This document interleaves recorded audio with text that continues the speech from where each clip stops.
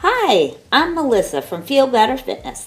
Thank you for joining me today to learn 5 tips for better chair exercise. These tips will improve your exercise performance and form, which will help build your core stabilizer muscles, improve your posture and overall strength, ease joint and back pain while you exercise, and you will feel better. Hi. Tip 1. You want to make sure the height of your chair is correct. So if you are tall, say over 5'9", you want to make sure your hips are above your knees.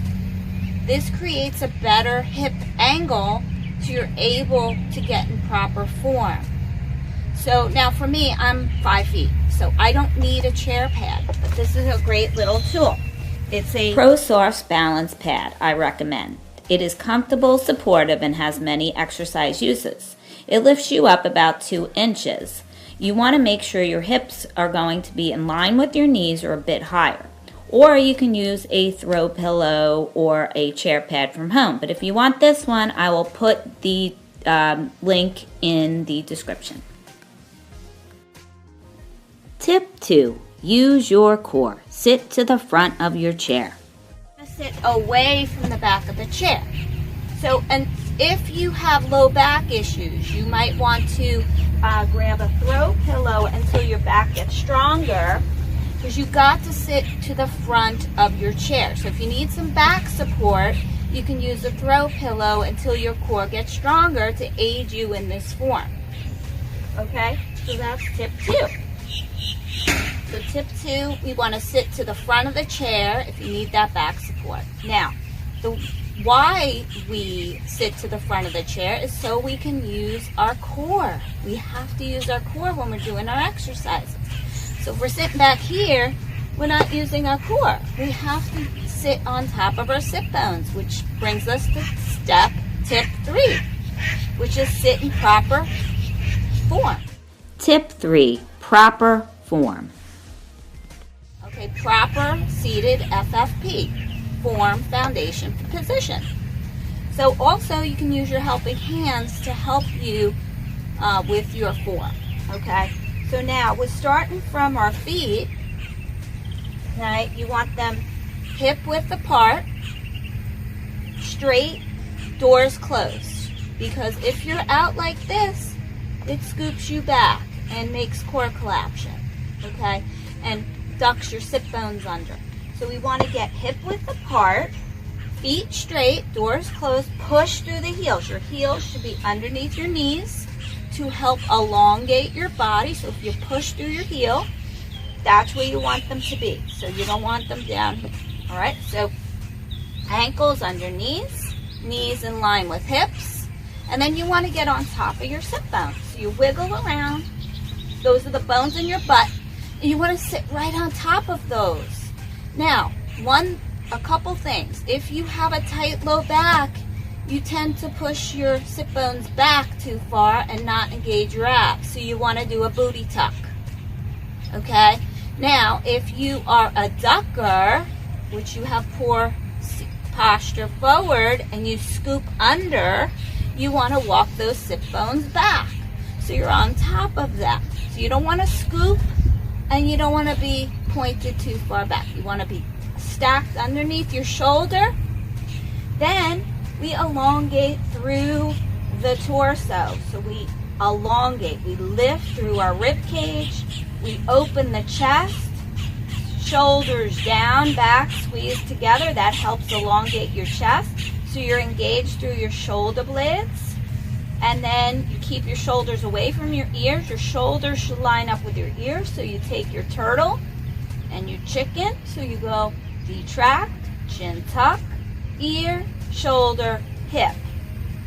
Now, this takes us to step 4. We stabilize. In this position, we lock it in. We pull our tummy in towards our spine. We pull our abs in. So we lock this like a tree, okay? So now when I'm doing stabilizing exercises like you'll see me doing, we don't move out of this position. We don't move like this. We don't move. I don't do this. I keep my abs and my posture perfect. I'm tummy in, I'm squeezing everything. I'm working the best I can in my core and posture and my muscles, right? So I'm not rocking back. You'll hear me say, don't rock back. This is what I mean, don't rock back. Keep in this nice hip position. Keep in stable, like a tree. Now when we do movement exercises, you control those movements with your core. So those are engagement exercises. So you engage, you pull your tummy in, your hips stay where they belong, and you're just pulling in like this, tummy in, like a PacMan Crunch, like a yum, chomp, tummy in. So you're controlling, exhale, tummy in, exhale. I'm not bending over, that's bad. We stay our hips and we don't rock back. Our hips stay put the whole time when you get them in place, and you may have to readjust.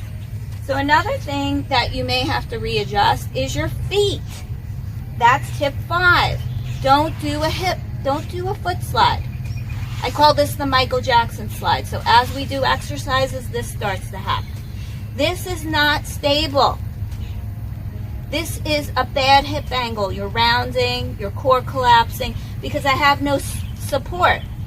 You need to keep your weight in your heels no matter what position you're in. So if we do a wide position, your weight's still in your heels. You can lift up your toes a little bit. It helps support your body. Also, your helping hands help support. So we want to be as tall, as pulled in, because your posture, balance, and core all work together. So if we do our exercises in poor posture, we're not going to get the benefits of what we're trying to do. So it's really important you do this well. Here's the front view. Front, push through, hip width, elongate, chin tuck, shoulders down, and that's your front view. So you don't want to be like this, right? You want to be like this, a tall, beautiful flower, right? So I hope you enjoyed this segment. Please stay tuned, subscribe to my channel, and you're going to get other great tips to help you in your journey of getting healthier with Feel Better Fitness. Check out my seated and standing 10-minute circuit workouts.